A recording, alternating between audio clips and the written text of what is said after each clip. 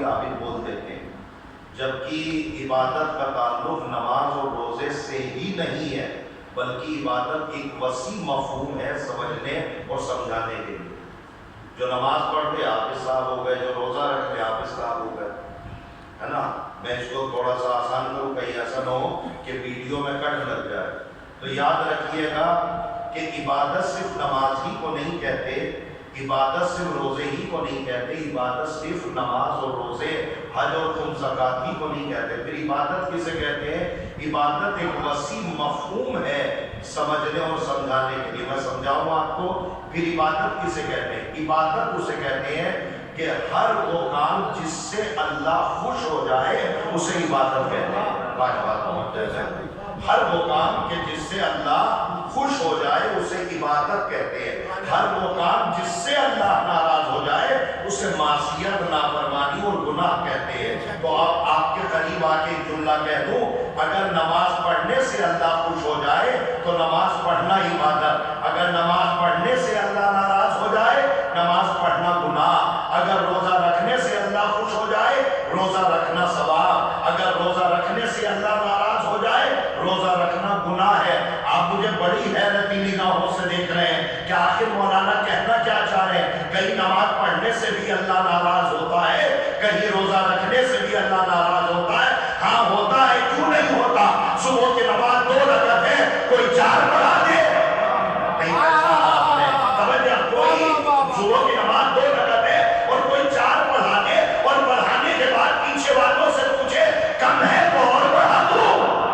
آپ بتلائیے، کیا اللہ ایسی عبادت سے خوش ہوگا؟ کیا اللہ ایسی نمازوں سے خوش ہوگا؟ تو میں نے یہی تو عبادت کا ترجمہ کیا کہ جس کام سے اللہ خوش ہو جائے اسے عبادت کہتے ہیں، جس کام سے اللہ ناراض ہو جائے اسے معصیت، نافرمانی اور گناہ کہتے ہیں۔ مثلا توجہ اور آگے بڑھ جائیے، مثلا بندگی بڑے عروج پر ہے، جمعے کا انتظار نہ کریں گے، جمعہ بدھ ہی کو پڑھ لیں گے۔ نہیں پہنچے آپ وہاں تک، بندگی بڑے عروج پر ہے، جمعے کا انتظار نہ کریں گے، جمعہ بدھ ہی کو پڑھ لیں گے۔ آپ بتائیے کیا اللہ ایسی نمازوں سے خوش ہوگا؟ کیا اللہ ایسے روزوں سے خوش ہوگا؟ مثلا روزے پہ سن لیجیے، وہ پروردگار کہ جو پوری کائنات کا مالک ہے، وہی پروردگار کہتا ہے کہ جیسے ہی ماہ رمضان کا چاند دیکھنا تمہارے اوپر رمضان کا روزہ رکھنا واجب ہے، وہی پروردگار کہتا ہے جیسے ہی ماہ شعبان کا چاند دیکھنا تو عید کے دن روزانہ رکھنا حرام ہے۔ ابھی آپ سمجھے ہی نہیں، مجھے بڑی حیرتی نگاہوں سے دیکھ رہے ہیں۔ وہ پروردگار جس روزے کو ماہ مبارک رمضان میں واجب کر رہا ہے، وہی پروردگار ماہ مبارک رمضان کے بعد عید کے دن روزے کو حرام کر کے اس سماج کو بتا رہا ہے، سمجھے عبادت کو عبادت نہیں کہتے، اطاعت الہی کو عبادت کہتے ہیں۔ صلوات علیہ محمد۔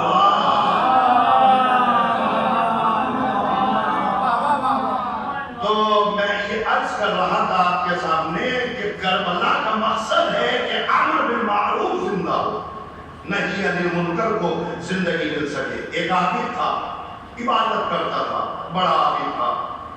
تو ایک دن شیطان نے، ابلیس نے اپنے سارے چیلوں کو اکٹھا کیا اور اکٹھا کر کے اس نے میٹنگ بلائی اور میٹنگ میں یہ کہا کہ دیکھو فلاں مقام پر فلاں ایک عابد ہے جو میرے بس میں نہیں آ رہا ہے، میرے قبضے میں نہیں آ رہا ہے، تم مجھے ترکیب بتاؤ کہ وہ عابد کیسے میرے قبضے میں آئے گا۔ ہم ایسی خطابت نہیں کرتے کہ بس ربا ربی میں باتیں کہتے چلے جائیں، ایسی بات کرتے ہیں کہ آپ کو اگلے برس تک مجلسیں یاد رہے گا۔ مجھے ترکیب بتاؤ کہ وہ عابد میرے قبضے میں آ جائے۔ ایک صاحب کھڑے ہوئے جو اسی کے چیلے تھے، انہوں نے کہا ہم نے اجازت ہے میری بتلائیے، کہا ایسا کریے کہ آپ عورت کے ذریعے سے اسے بہکائیے۔ اس نے کہا یہ ترکیب میں کر چکا ہوں، نہیں قبضے میں آیا۔ کہا اچھا، کہا دولت کے ذریعے سے بہکائیے، کہا یہ بھی کر چکا۔ کہا حکومت کے ذریعے سے قبضے میں لائیے، کہا یہ بھی کر چکا۔ کہا اقتدار دے دیجیے، کہا یہ بھی دیکھ چکا۔ سارے حربے میں نے آزما لیے، عابد قبضے میں نہیں آ رہا۔ ایک جو ہے وہ بڑا دماغی کھڑا ہوا، کھڑے ہو کے کہتے ہیں سرکار میں کچھ کہوں؟ کہا بتلائیے۔ کہا اگر یہ کسی چیز سے قبضے میں نہیں آ رہا ہے تو آپ عابد کے بدلے میں عابد بن جائیے۔ میں کچھ کہہ رہا ہوں، یعنی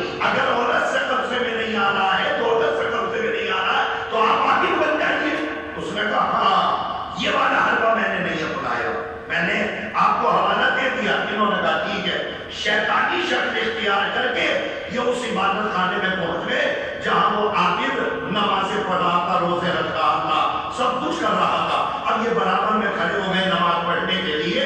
اب وہ جو نیا پرانا عابد تھا جس کو یہ بہکانے آئے تھے وہ تو تھوڑا سا سانس بھی لے لیتا تھا، مگر یہ جو آیا ہے یہ سانس ہی نہیں لیتا. رکوع پہ رکوع، سجدے پہ سجدہ، قیام پہ قیام، نماز پہ نماز. اب یہ برابر میں دیکھ رہا ہے بار بار کہ یار یہ تو ہم سے بڑا عابد نکلا. ہم یہ سوچ رہے تھے کہ ہم ہی عابد ہیں، لیکن اس نے تو ہمیں بھی پیچھے چھوڑ دیا. ہم تو تھوڑا تھک بھی جاتے ہیں، آرام بھی کر لیتے، مگر یہ تو جب سے آیا ہوا لگا ہی ہوا ہے. اب یہ انتظار میں بیٹھے ہوئے کہ ان سے تھوڑا سا بات چیت تو کرے.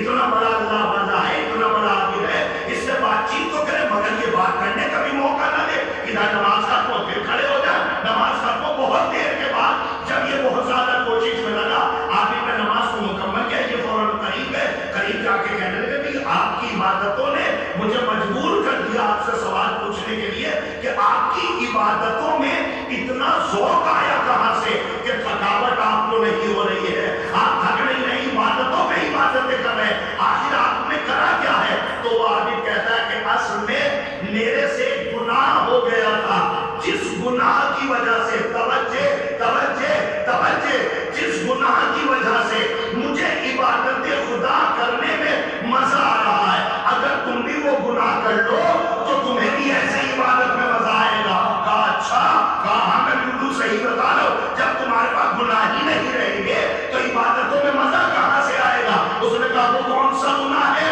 کہ جس کی وجہ سے عبادتوں میں مزہ آتا ہے؟ جلدی سے اپنی جیب سے 2 درہم نکالے، اس عابد کے ہاتھ میں رکھے، کہا یہ لو 2 درہم، فلاں علاقے میں فلاں فاحشہ عورت ہے، اس سے جا کے منہ کالا کر لو اور اس کے بعد دیکھنا تمہاری عبادت میں کتنا مزہ آئے گا، تمہاری بندگی میں کتنا مزہ آئے گا. کتنی آسانی سے آپ سن رہے ہیں. اس نے 2 درہم کو جیب میں رکھا، فلاں علاقے میں پہنچ گیا، فاحشہ عورت کے گھر پہ پہنچا، تب تو بات کیا. فاحشہ عورت نے اوپر سے لے کے نیچے تک دیکھا، اپنے کو دیکھ رہی تھی، اس کی عبادت کو دیکھ رہی تھی. عورت دیکھ کے کہنے لگی کہ آئے کس لیے ہو؟ کہا آپ کو تو پتا ہے آپ کے دروازے پہ کون کس کے لیے آتا. کہا آپ کی عبادت اجازت نہیں دیتی کہ آپ یہ عمل انجام دیں. میرے عزیزوں جملہ سن لیجیے گا، آپ کی عبادت جو ہے وہ اجازت نہیں دیتی کہ آپ یہ عمل انجام دیں. اس نے کہا نہیں مجھے تو یہ عمل کرنا ہے. کہا یہ تو بتلاؤ تمہارے دماغ کے اندر، تمہاری عقل کے اندر، تمہاری فکر کے اندر یہ چیز آئی کہاں سے کہ تم میرے سے منہ کالا کر لو؟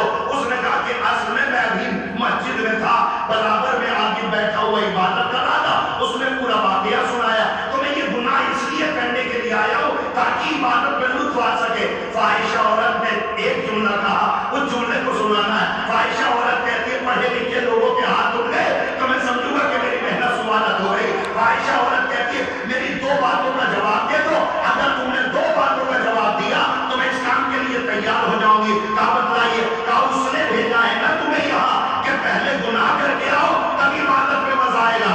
میں 2 سوال کرتی ہوں، اس کا جواب دو. یہ بتلاؤ کیا تمہیں اس بات کا یقین ہے کہ اس گناہ کرنے کے بعد تمہیں توبہ کرنے کا موقع ملے گا؟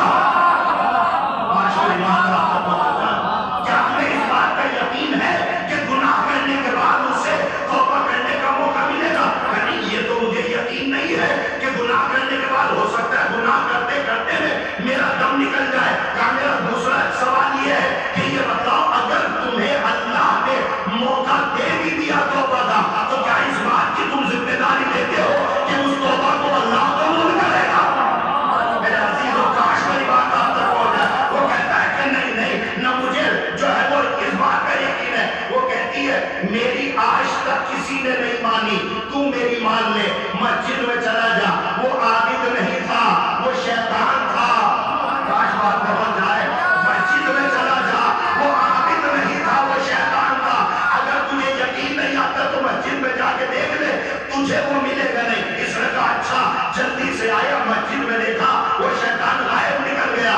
اب یہاں تک تو واقعہ آپ نے سن لیا، اب نتیجہ دینے کے لیے جا رہا ہوں. میری آواز سے آواز ملائیے گا. روایت یہ کہتی ہے کہ اسی رات میں اس فاحشہ عورت کا دم نکل گیا. توجہ، جناب موسیٰ کے زمانے کی بات کر رہا ہوں. اسی رات میں، توجہ، شکریہ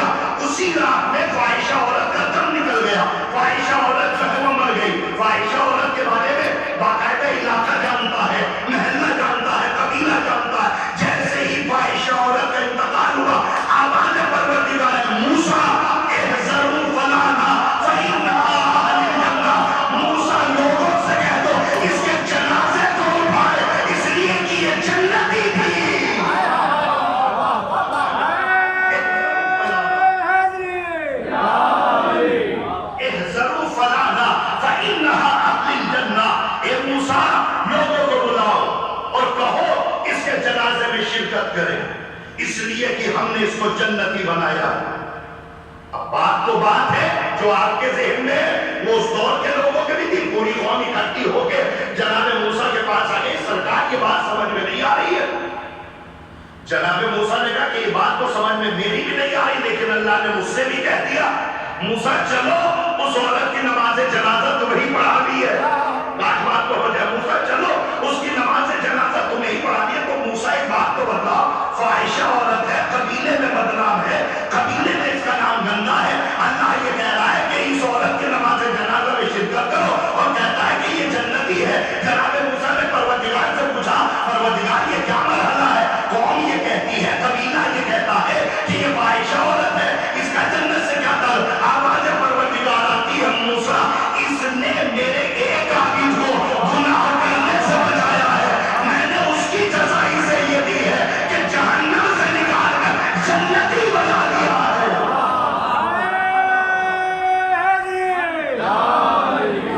اب آپ سمجھئے اس جملے کا ترجمہ جو میں آپ کو لے کے آیا ہوں کہ اُرِيدُ أَنْ آمُرَ بِالْمَعْرُوفِ وَأَنْهَىٰ عَنِ الْمُنْكَرِ۔ کربلا میں حسین کا مقصد یہی تھا کہ امر بالمعروف زندہ ہو، نہی عن المنکر زندہ کیا جائے۔ میں بڑا تلخ بولتا ہوں، جو مجھے جانتے ہیں وہ بہت اچھے سے جانتے ہیں، جو نہیں جانتے وہ جان لیں گے۔ میرے عزیزو، مجھے ڈر اور خوف کسی چیز کا نہیں رہتا۔ یاد رکھیے گا، امر بالمعروف کا مطلب ہوتا ہے اچھائیوں کا حکم دیا جائے، نہی عن المنکر کا مطلب ہے برائیوں سے روکا جائے۔ سماج اور معاشرے میں ایسے بھیڑیے، ایسے درندے آپ کو مل جائیں گے کہ جب اپنا غلط کرتا ہے تو اس میں کوئی انگلی اٹھانے کے لیے تیار نہیں ہے، جب دوسرا غلط کرتا ہے اگر وہ صحیح بھی کرتا ہے تو اسے غلط بتا رہے ہو۔ اگر سماج اور معاشرے میں ایسا وحشی درندہ تمہیں ملے کہ جو غلط کو غلط اور صحیح کو صحیح نہ رہے تو سمجھ لیجیے گا یہ حسینیت ادا رہی ہے۔ صلوات پڑھے محمد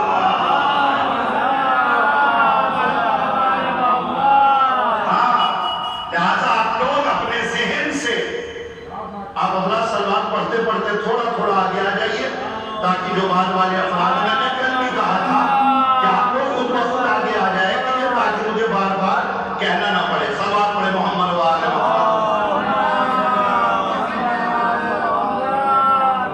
بلند ترین سلوات پڑھے محمد و آل محمد۔ تو حسین ابن علی کا مقصد کیا ہے؟ بس میری طرف متوجہ رہے۔ حسین ابن علی کا مقصد کیا ہے؟ امر بالمعروف زندہ ہو، نہی عن المنکر کو حیات ملے، سماج اور معاشرے میں اچھائیوں کا حکم دینے والوں کی تعداد بڑھے، برائیوں سے روکنے والوں کی تعداد بڑھے۔ ہر زبان کے اندر اتنی طاقت آنی چاہیے کہ جو اچھائیوں کا حکم دے اور برائیوں سے روکے۔ آپ اپنے سماج اور معاشرے اور ذہن اولا سے یہ بات نکال دیں کہ یہ ذمہ داری اللہ نے خطیبوں کو دے رکھی ہے، یا پیش اماموں کو دے رکھی ہے، یا امام جمعہ کو دے رکھی ہے، یا مولانا صاحب ہی اچھائیوں کا حکم دیں گے، برائیوں سے روکیں گے۔ یہ مولانا کا کام ہے، ہمارا کام نہیں ہے۔ میرے عزیزو، امر بالمعروف اور نہی عن المنکر ہر اس حسینی کا حصہ ہے جو امام حسین کو اپنا امام مانتا ہے۔ لہذا یہ نہ سوچئے کہ مولانا تبلیغ کریں گے، نہیں، مولانا تو تبلیغ کر ہی رہے، آپ مولانا کو ان کی ذمہ داریاں نہ بتائیں گے، لیکن آپ کے سامنے غلط ہو رہا ہے۔ اب بتائیے وہاں مولانا صاحب کیسے آئیں گے؟ آپ سماج اور معاشرے میں اس کی ٹوپی اس کے سر کر رہے ہیں، وہاں تو مولانا صاحب نہیں آئیں گے۔ آپ جو ہے وہ غلط کاروبار کر رہے ہیں، آپ جو ہے وہ حرام کے دسترخوان پہ بیٹھ کر برکت کی دعائیں کروا رہے ہیں، تو یہاں کے لیے مولانا تو نہیں آئیں گے۔ لہذا سماج اور معاشرے میں اگر پکا حسینی بننا ہے تو صحیح کو صحیح کہیے، غلط کو غلط کہیے۔ میں یہیں تک لاتا ہوں، کل اس کے آگے میں بات کروں گا کہ امر بالمعروف کو زندہ کیا جائے اور نہی عن المنکر کو زندہ کیا جائے۔ یہ جو مجلسیں ہیں جس میں ایک پڑھنے والا ہوتا ہے، باقی سامعین سننے والے ہوتے ہیں، یہ جو پورا 2 مہینہ 8 دن الحمدللہ کبھی مجلس کے نام پہ اور کبھی ماتم کے نام پہ، کبھی سبیل کے نام پہ، کبھی شب داری کے نام پر تمہیں ہر جگہ پہ نام حسین سنایا کیوں جا رہا ہے؟ یہ نام حسین تمہیں اس لیے سنایا جا رہا ہے کہ ایک بڑے محقق نے بڑی اچھی تحقیق لکھی ہے، شاید میں اس تحقیق کا ترجمہ کر دوں اگر آپ آمادہ ہو جائیں گے۔ وہ محقق کہتا ہے، تمام عزاداران مظلومان کربلا کو مد نظر رکھتے ہوئے وہ محقق کہتا ہے کہ ہم سب کبوتران امام حسین ہیں جو دسترخوان امام حسین پر اپنا کھانا چن رہے ہیں۔ جو سمجھ گئے سبحان اللہ، جو نہیں سمجھے کوئی گلہ شکوہ نہیں ہے، میں بھی ترجمہ کروں گا۔ محقق کیا کہتا ہے، اپنی تحقیق میں لکھتا ہے وہ، ہمارے استاد محترم علامہ ذیشان الجوانی نے اپنی کتاب میں لکھا، آپ اس کو پڑھ لیجیے گا۔ وہ محقق کہتا ہے ہم سب امام حسین کے کبوتر ہیں جو امام حسین کے دسترخوان پر اپنا کھانا چن رہے ہیں۔ ہم بھی کبوتر ہیں، آپ بھی کبوتر ہیں۔ تو جب ہم امام حسین کے کبوتر ہیں تو ہماری ذمہ داری کبوتروں والی تو ہونی چاہیے نا۔ اگر آپ آمادہ ہیں تو ایک سلوات پڑھ دیں تاکہ میں ترجمہ کر دوں۔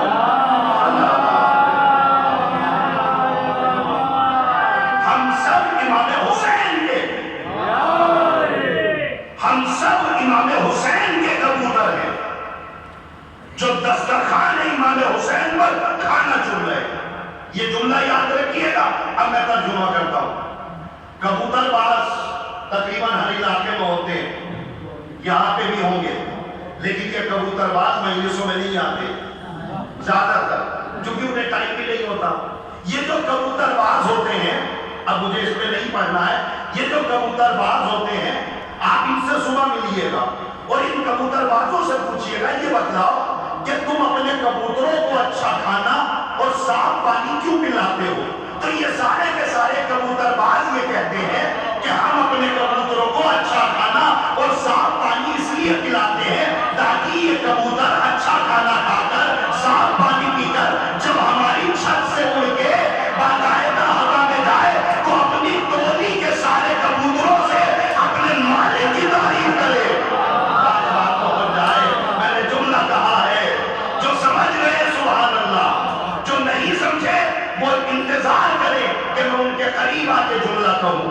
یہ کبوتر اچھا کھانا کھا کر صاف پانی پی کر جب ٹولی میں دوسرے کبوتروں کو اپنا ہم نشین بناتے ہیں اور اپنا ہم نوا بناتے ہیں تو دوسرا کبوتر ان سے بات کرتا ہے، تمہارا مالک کیسا ہے؟ اب یہ جو ہے وہ کبوتر کہتا ہے میرا مالک بڑا اچھا ہے، میرا مالک مجھے اچھا کھانا کھلاتا ہے، میرا مالک مجھے صاف پانی پلاتا ہے، میرا مالک بڑا خیال رکھتا ہے، میرا مالک مجھے مارتا نہیں ہے، میرا مالک مجھے سارے آرام دیتا ہے۔ دوسری چھت کا کبوتر جب اس کے مالک کی تعریف سننے لگا تو فوراً وہ کہنے لگا تیرا مالک اتنا اچھا ہے تو چل ہم اپنے مالک کی چھت کو چھوڑ کر تیرے مالک کی چھت پہ چڑھ کے دیکھتے ہیں۔ یہ پیچھے کا محلہ بھی خاموش ہے، ذرا مجلس پہ جڑ جائے۔ میرے عزیزو، ظاہر ہے اب یہ کبوتر یہاں کی تعریف وہاں کر رہا ہے۔ ابھی جملے کو آپ کیسے پہچانیں گے مجھے نہیں پتا، میں پڑھنے کا ذمہ دار ہوں، آپ کی سماعت کی ذمہ داری نہیں ہے۔ نمک حلال کبوتر وہی ہوتا ہے جو اپنے مالک کی تعریف کرتا ہے، نمک حلال ہے وہ کبوتر جو اپنے مالک کی برائی کرتا ہے۔ اب یہ ٹولی میں جا کر دوسرے کبوتروں سے جب اپنے مالک کی تعریف کرتا ہے تو دوسرے کبوتر کہتے ہیں اچھا تمہارا مالک کتنا اچھا ہے تو چلو ہم بھی چل کے دیکھتے ہیں۔ توجہ، اور اگر یہ بھی بات پوچھئے گا کبوتر بازوں سے، اگر یہ کبوتر اچھا کھانا کھا کر صاف پانی پی کر بس چھت میں جائے اور چکر لگا کر واپس آ جائے، کسی کو اپنا ہم نوا نہ بنا کے لائے تو کبوتر باز کہتا ہے ہم نے تجھے اچھا کھانا اسی لیے کھلایا تھا، صاف پانی اسی لیے پلایا تھا، ہم نے تجھے اچھا کھانا اور صاف پانی اس لیے پلایا ہے تاکہ تو دوسرے کی چھت کا کبوتر ہمارے جو ہے وہ چھت پہ اتار سکے۔ یہاں تک بات پہنچ گئی میرے عزیزوں میری باتوں سے جڑ جائیے گا۔ اب وہ محقق کیا کہتا ہے، ہم سب امام حسین کے کبوتر ہیں جو دسترخوان امام حسین پر کھانا چن لیا جاتا ہے۔ یہ جو وہ مہینہ آتی تمہیں تبرک کے نام پر، تمہیں سبیل کے نام پر، تمہیں شبیداری کے نام پر، یہ جو تمہیں کھلایا جا رہا ہے یہ تمہیں اس لیے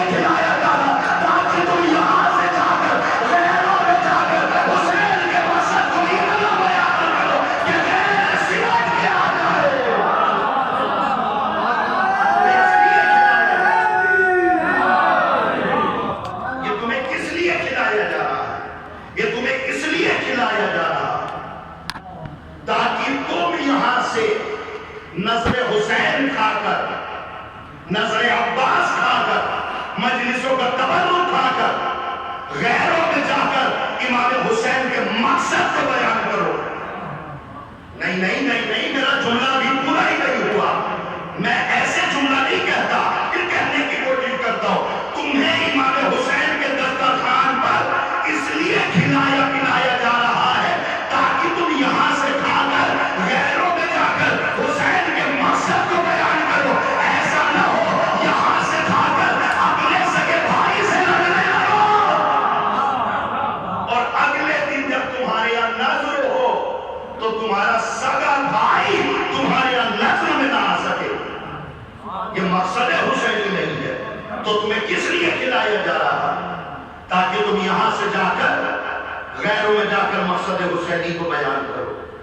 मेरे अजीजों, अब एक जुमला और कहूंगा ताकि बात दूसरे खेमे में चली जाए। ठीक है, कबूतर गया छत पे जाकर दूसरे कबूतर को अपना हमनवा बनाकर अपने मालिक की छत पे उतार लाया। अभी वो नया कबूतर बैठा हुआ था, शरारती बच्चे ने ढेला मार दिया, मेहमान कबूतर उड़ गया। देते रहिए दाद, जुमले का हक तो नहीं अदा होगा। साल भर से पहले शरारती बच्चे ने ढेला मार दिया, मेहमान कबूतर जो तुम्हारी तारीफ सुन के आया था, जैसे ही शरारती बच्चे की हरकत को देखा, अब ये वापस उड़ के कहने लगा, पर तुम्हारी बातें ही अच्छी है, हमने तुम्हारे दरमियान जाके देखा है, तुम्हारे अंदर से बदबू आती है, लिहाजा अगर ये आज़ादार यहाँ से जाकर गैरों में जाकर मकसद हुसैनी बयान करे और गैर वर्षी आज़ा पे गैर बन के आ जाए, तो अब पानी मजलिस की जिम्मेदारी है कि किसी शरारती मिंबर को ऐसा खतीब न दे दिया जाए कि जो मिंबर पे बैठकर मेहमान को बता दे। सलावत है मोहम्मद।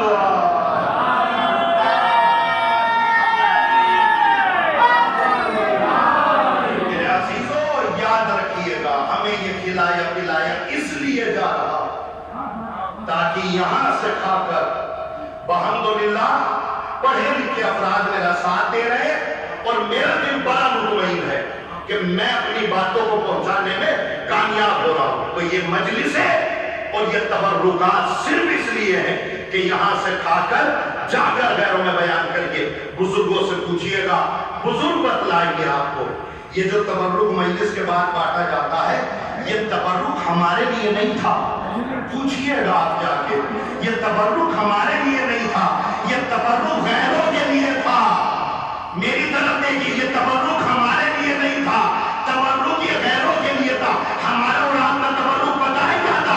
हमारा और आपका तबर्रुक ये था जो मैं तुम्हें दे रहा हूं और आप सुन रहे हैं। हमारा तबर्रुक ये था। ये तबर्रुक जो है वो बुजुर्गों ने, पूछिएगा, ये बुजुर्गों ने तबर्रुक इसलिए रखा था ताकि गैर इस तबर्रुक के बहाने आए।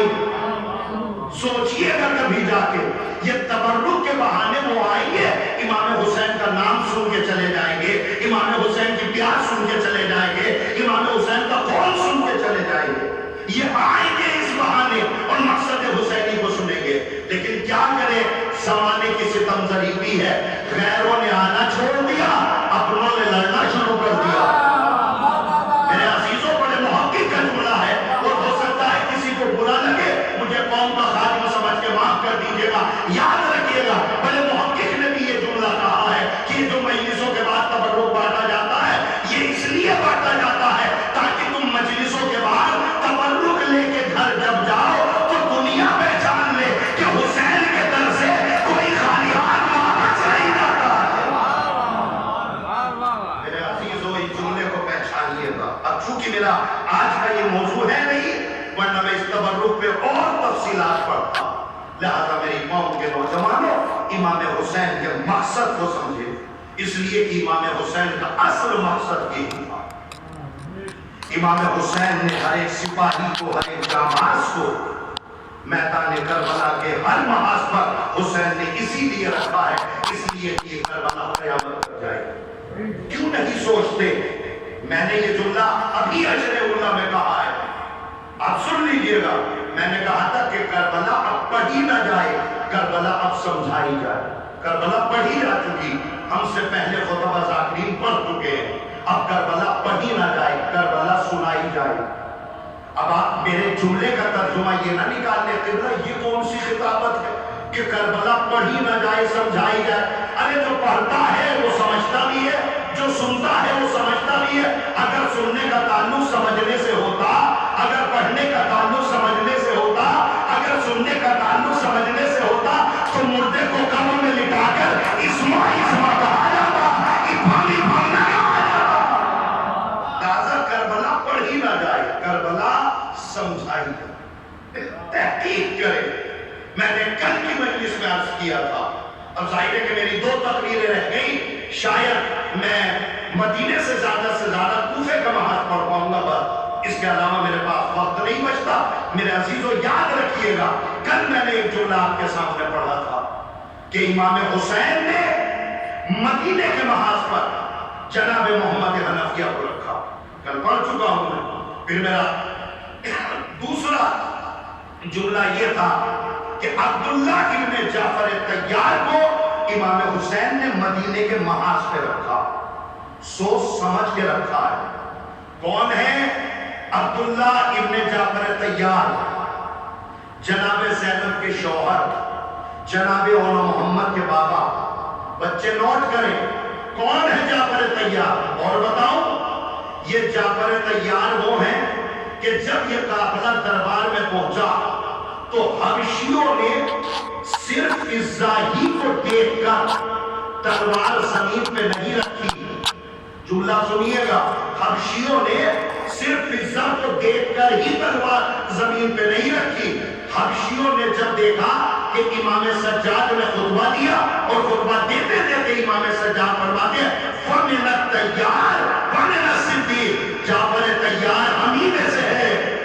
آج میری بات آپ تک پہنچ جائے، تھوڑا سا بیدار ہو جائے تاکہ میں کربلا کے مضمون آپ تک پہنچا سکوں۔ امام سجاد نے کہا وَمِنَ الطَّیَّارِ، جعفر طیار ہمیں میں سے ہے، یعنی امام سجاد کے ایک طیار نے ساری حبشیوں کی تلواریں زمین میں رکھوا دی ہے۔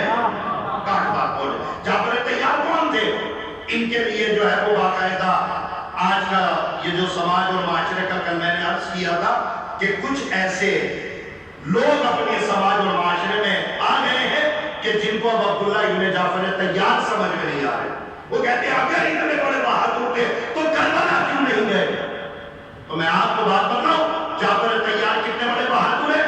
آپ نے تاریخوں میں پڑھا، استاد محترم علامہ سید ذیشان حیدر جوادی مرحوم اللہ مقامہ نے اپنی کتاب نقوش عصمت میں لکھا کہ جب سن 7 ہجری میں جناب جعفر طیار گئے ہیں اور سارے حبش کو کلمہ اسلام پڑھا کے حبش کو فتح کر کے واپس آ رہے تھے تو 7 ہجری میں ادھر سے جعفر طیار آ رہے تھے، ادھر سے علی خیبر کو فتح کر کے آ رہے تھے۔ 7 ہجری میں حبش کو فتح کر کے جعفر طیار آ رہے تھے، ادھر سے حیدر کرار آ رہے تھے۔ پیغمبر اسلام کہتے میری سمجھ ہی میں نہیں آتا میں خوشی کس کی زیادہ مناؤں، آمد جعفر طیار کی یا آمد حیدر کرار کی؟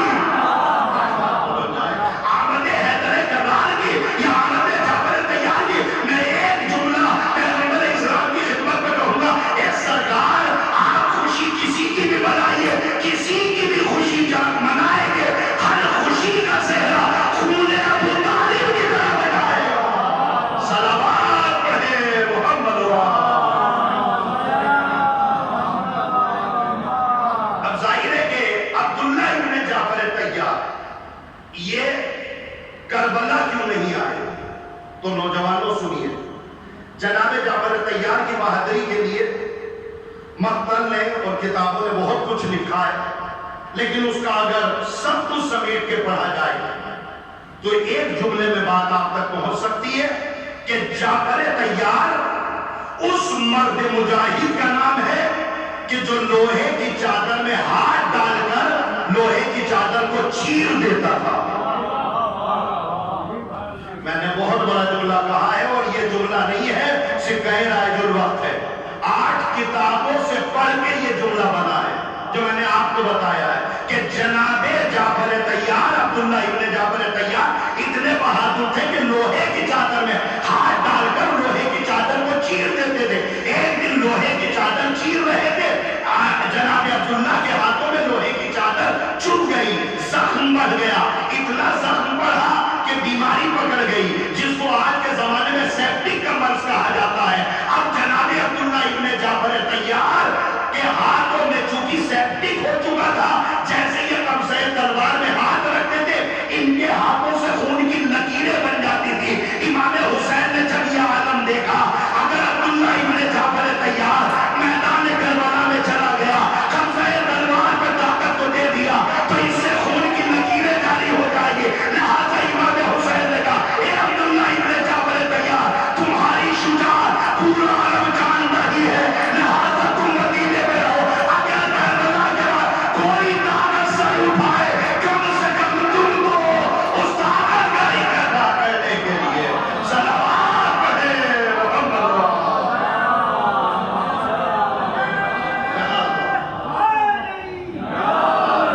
سرکار حسین ابن علی نے ہر ایک محاذ پہ کام کیا. آپ ان محاذوں کی تحقیق کو پڑھیں اور خود مقتل کو پڑھیں. آپ ایک لمحے کے لیے غور کریں, شاید اگر بات پہنچے گی تو ہم عرض کریں گے.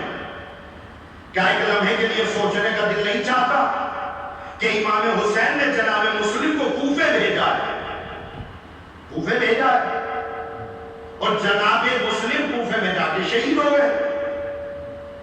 تو مسلم کوفے کا شہید ہے, تو شہدائے کربلا میں کیوں نام ہے؟ بتلائیے, شہدائے کربلا میں کیوں ہے نام؟ کربلا کے تو شہید ہے نہیں مسلم. اس لیے کہ امام حسین نے کربلا کے دوسرے محاذ کو کوفہ بنایا تھا. جو سمجھ گئے سبحان اللہ, اور کوفے کے محل پہ جناب مسلم کو رکھا. اس کا جواب کل ہم پڑھیں گے اگر وقت رہا, کہ جناب مسلم ہی کو کیوں بھیجا, یہ کل پڑھیں گے. لیکن آج صرف اتنی بات کہہ کے میں آپ سے اجازت طلب کرتا ہوں کہ امام حسین کے اوپر خط بہت سارے آئے. کہاں سے؟ کوفے سے آئے. خطوں میں کیا لکھا ہوا تھا؟ مولا آپ آ جائیے, یہی تو تھا. امام حسین نے بھیجا کس کو؟ جناب مسلم کو. آپ ابھی بیداری نہیں ہوئے. کوفے والے بلا رہے ہیں امام حسین کو, امام حسین بھیج رہے ہیں جناب مسلم کو. لفظ بدل کے آپ کے دلوں کے قریب آ کے جملہ کہہ دوں, کوفے والے بلا رہے ہیں معصوم کو. آپ عصمت کبریٰ عصمت صغریٰ کی میں بات کر رہا ہوں, میرے لفظوں پہ دھیان دیجیے گا. کوفے والے بلا رہے ہیں معصوم کو, امام حسین بھیج رہے ہیں غیر معصوم کو. اور ایسا بھی نہیں ہے کہ صدر عصمت میں معصوموں کی کمی تھی, گلشن عصمت میں معصوم نہ تھے. چوتھے امام بھی موجود ہے, پانچویں امام بھی موجود ہے. تو جب کوفے والے مسلم کو بلا رہے ہیں, معصوم کو بلا رہے تو بھیج دیجیے نا. لیکن امام حسین نے میری طرف دیکھیے, امام حسین نے معصوم کی جگہ پر غیر معصوم کو نائب بنا کر اس کربلائی قوم کو بتایا ہے. یاد رکھنا, معصوم کا نائب غیر معصوم ہو سکتا ہے. لہذا یہ کربلائی قوم اگر اس دور میں آیت اللہ خامنائی کیوں سمجھ میں نہیں آ رہے, آیت اللہ سیستانی سمجھ میں کیوں نہیں آ رہے, نہیں سمجھنا. ہر ایک آدمی ڈر رہا. میرے عزیزوں ایک جملے کو پڑھیں, جب معصوم کا نائب غیر معصوم ہو سکتا ہے. اور آپ اس جملے کو صرف جملہ نہ سمجھیں, بلکہ اس میں تحقیق کریں گے آپ, تو آپ کو بہت ساری معلومات اور بہت ساری گزارشات ملیں گی کہ جہاں پہ معصوموں نے اپنا نائب غیر معصوم کو بنایا, بہت ساری تاریخیں آپ کو مل جائیں گی. صرف یہ تو میں نے مثال دی ہے, ورنہ آپ پڑھیں گے تو بہت ساری چیزیں مل جائیں گی. لہٰذا میرے عزیزوں یاد رکھیے گا کہ کربلائی قوم کے لیے امام حسین نے جناب مسلم کو بھیجا. اور جناب مسلم کو بھیجنے کے لیے ایک جملہ پڑھوں گا, چونکہ وقت تمام ہو گیا, ایک جملہ پڑھوں گا بس, اور اس کے بعد مسائل پہ آتا ہوں. جناب مسلم کو کوفے کیوں بھیجا؟ ایک لمحے کے لیے سوچیں گے, جناب مسلم کو کوفے کیوں بھیجا؟ اگر کوئی صاحب یہ کہیں کہ بیعت کے لیے بھیجا, بیعت کرنے کے لیے بھیجا کہ بیعت لے لو مسلم جا کے کوفے میں. تو آپ مجھے بتائیے جو کوفی علی کے ہاتھوں میں بیعت کر کے 40 ہجری میں مکر چکے ہوں، اتنا کان نہ لگائیے کہ تقریر کا نور بھول جائیے کہ کوفیوں نے 40 ہجری میں علی کے ہاتھوں میں بیعت کی تھی کہ نہیں کی تھی. کتنی دیر تک ٹکے رہے یہ کوفی؟ امیر کائنات کی شہادت کے بعد یہ سارے کے سارے جو ہے وہ اپنی بیعت سے منہ موڑ کے بیٹھ گئے کہ نہیں بیٹھ گئے؟ تو جو کوفی معصوم کے ہاتھوں میں بیعت کر کے نہ رکا، وہ مسلم کے ہاتھوں میں بیعت کر کے کیا رکے گا؟ تو جب اتنی بات آپ کی سمجھ میں آ رہی ہے، مجھ جیسے طالب علم کی سمجھ میں آ رہی ہے کہ جو معصوم کے ہاتھوں میں بیعت کر کے نہ رکا ہو، وہ مسلم کے ہاتھوں میں بیعت کر کے کیا رکے گا؟ تو کیا امام حسین کو نہیں پتا تھا کہ یہ کوفی رکیں گے کتنی دیر مسلم کے ہاتھوں میں بیعت کر کے؟ امام حسین آواز دیتے ہاں میں جانتا ہوں مولا، جب آپ جانتے ہیں تو پھر یہ بیعت کے لیے مسلم کو کیوں بھیج رہے؟ امام حسین کہتے ہیں میں نے مسلم کو بیعت کے لیے نہیں بھیجا ہے. جب مسلم کو بھیجائیں گے اس وقت کی تاریخ پڑھو اور تمہاری سمجھ میں آ جائے گا ہم نے مسلم کو کوفے کیوں بھیجا. یہی وجہ ہے جب مسلم کوفے میں پہنچے ہیں خانی کے لیے اللہ سے گلے مل کے کہتے ہیں مجھے مختار نظر نہیں آ رہا ہے. آج میری بات آپ پر بہت، اس جملے کو ایسے شاید پڑھ دیا جائے تو پیچھے کا مجمع بھی بولنے لگے. امام حسین نے جناب مسلم کو کوفے اس لیے بھیجا تھا کہ ایک شیر ہے جو سو رہا ہے، مسلم جا کے اس کو جگاؤ. اب شاید اس جملے پہ بھی خاموشی رہ گئی، اب میں اس جملے کو بھی واضح کر دوں، اگر وقت زیادہ ہو جائے معاف کیجیے. ایک شیر ہے جو سو رہا ہے، مسلم کوفے میں جا کے اس کو جگاؤ. کون ہے جناب مختار؟ بڑے بڑے لوگوں نے بڑی بڑی باتیں پڑھی ہیں. میں بڑا آدمی نہیں ہوں، نہ میں بڑا خطیب ہوں، میں طالب علم ہوں. جناب مختار اس مرد مجاہد کا نام ہے کہ جو سیاسی بھی تھا، جنگجو بھی تھا. توجہ، مگر امامت کو موتی بننا چاہیے تھا، منمانی کرنے والا بندہ نہیں چاہیے تھا. یہ جملے کی وضاحت کریں گے ہم. جناب مختار سیاسی اعتبار سے بڑی پیشن گوئی کرتے تھے. تاریخوں میں ملتا ہے کہ جناب مختار نے جب امام حسن نے حالات کے تحت صلح کر لی تو جناب مختار نے صلح امام حسن میں امام حسن کا ساتھ نہیں دیا. کھیتی کرنے کے لیے، زراعت کرنے کے لیے باہر نکل گئے، مگر پیشن گوئی کر کے گئے کہ معصوم کا قاتل معصوم کے گھر میں ہے، اور وہ نکلا تو پیشن گوئی جناب مختار کی صحیح تھی. مگر جناب مختار نے صلح امام حسن میں امام حسن کا ساتھ نہیں دیا تھا، کھیتی کرنے کے لیے باہر چلے گئے. جب صلح امام حسن کے نتائج آئے، گلوں میں ہڈی پھنسے، تو بیدار ہو کے سنیے گا تاکہ کینچی نہ چلے. توجہ چاہا، چونکہ میں بڑی عظیم بات کر رہا ہوں، اگر ادھر ادھر ہو جائیے تو مجھے نہیں پتا کہ کون کیسا عقیدہ لے کے جائے گا. توجہ چاہ رہا ہوں، جب جناب مختار نے صلح امام حسن میں امام حسن کا ساتھ نہیں دیا اور کھیتی کرنے چلے گئے، پھر صلح امام حسن کے نتائج آئے تو نتائج اچھے تھے، تو جناب مختار کو شرمندگی ہوئی کہ مجھے صلح امام حسن میں امام حسن کا ساتھ دینا چاہیے تھا، مگر میں نے ساتھ نہیں دیا. اسی شرمندگی کے عالم میں جناب مختار نے خواب دیکھا کہ محشر برپا ہے، حساب و کتاب ہو رہا ہے، جہنم کے فرشتے مجھے جہنم کی طرف ڈھکیل کے لے جائے، آگ کی شعلے، آگ کی لپٹیں مجھے لپکنا چاہتی ہے، مگر ایک پیچھے سے ایک ہاتھ آیا جو مجھے کھینچ کے لے کے چلا گیا. میرے عزیزو، اگر اتنی محنت میں کر رہا ہوں تو تھوڑا سا آپ بھی محنت کر دیں. میرے عزیزو، میں تو مختار نامہ پڑھ رہا ہوں، آپ مختار نامہ دیکھ چکے ہیں. یہ سب کے سب مختار نامے میں آپ نے دیکھا ہے، میں کوئی الگ سے بات نہیں پڑھ رہا ہوں. توجہ، تو جناب مختار نے عالم خواب میں دیکھا کہ مجھے جہنم کے تہانے پہ لے جایا جا رہا. تو جناب مختار سمجھ تو گئے تھے کہ میں نے صلح امام حسن میں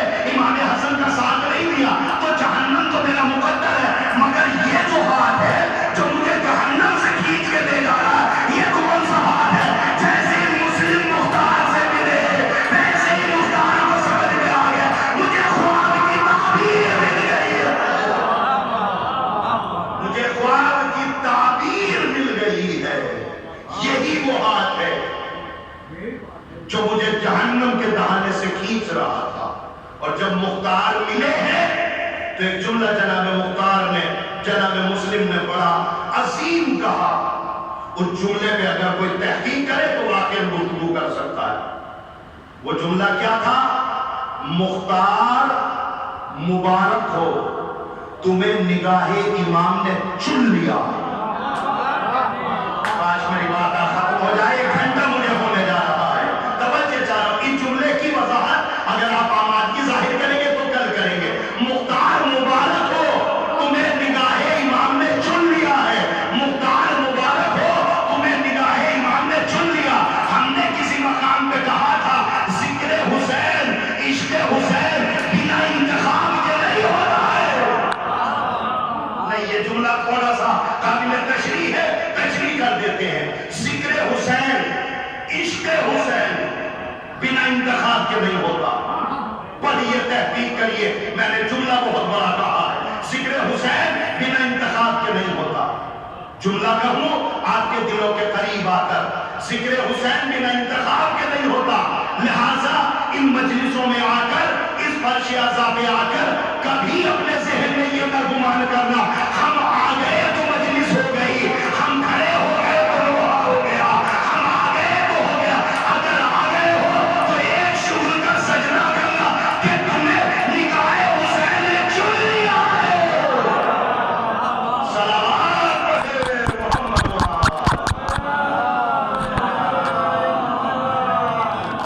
مختار مبارک ہو، تمہیں نگاہ امام نے چن لیا۔ ایک شکر کا سجدہ اس بات پہ بھی ہونا چاہیے، مبارک ہو تمہیں نگاہ حسین نے چن لیا، ورنہ اس فرش اعضا سے باہر پوری دنیا ٹہل رہی ہے۔ وہ تو نہیں آئی، وہ تو نہیں آئی، آپ کیوں آ گئے؟ تو کبھی نہ کہنا ہم آ گئے ہیں، آ نہیں گئے ہو، لائے گئے ہو۔ بات آپ تک پہنچ جائے، آ نہیں گئے ہو، کبھی تم اس ولولے میں ہو کہ ہم آ گئے، آ نہیں گئے ہو، لائے گئے ہو۔ تمہیں نگاہ امام نے چن لیا۔ اسی لیے ہم نے مسلم کو کوفے بھیجا تھا تاکہ یہ جو شعر ہے اسے جگایا جائے، تاکہ کربلا کا منتقم کربلا سے پہلے تیار ہو جائے۔ اس جملے کو پہچانیے گا، کربلا سے پہلے کربلا کا منتقم تیار کیا ہے حسین بن علی۔ کیا مطلب؟ کربلائی قوم کو سیکھے گی، کربلائی قوم یہ سیکھے کہ اگر یہ چاہتے ہو کہ ہماری قوم میں ڈاکٹر، انجینئر اور سیاسی لیڈر پیدا ہو تو تیاری ہمیں آج ہی سے کرنی ہے، تب جا کے 20 سال کے بعد کوئی ہمیں ڈاکٹر ملے گا۔ کن فیکون سے کربلا نہیں بنی ہے، منصوبہ سازی سے بنی ہے۔ امام حسین نے بتایا ہے کہ وہ قومیں تباہ ہو جاتی ہیں جو قومیں منصوبہ نہیں بناتی۔ لہذا منصوبہ سازی کرو، اپنے بچوں کو آج کے دور میں پڑھاؤ، اپنے بچوں کو آج کے دور میں سیاسی لیڈر بنانے کی کوشش کرو۔ جب آج انہیں اس میدان میں ڈالو گے تب یہ 20-25 سال کے بعد بڑے ڈاکٹر بن کے آئے، کیونکہ منصوبہ بنائیے جو امام حسین نے ہمیں سبق دیا۔ کربلا کا منتقم امام حسین نے جناب مسلم کو تیار کیا، اسی لیے کربلا کا پہلا شہید ہے مسلم کہ جس کے اوپر زینب نے آنسو بہائے ہیں۔ کربلا کا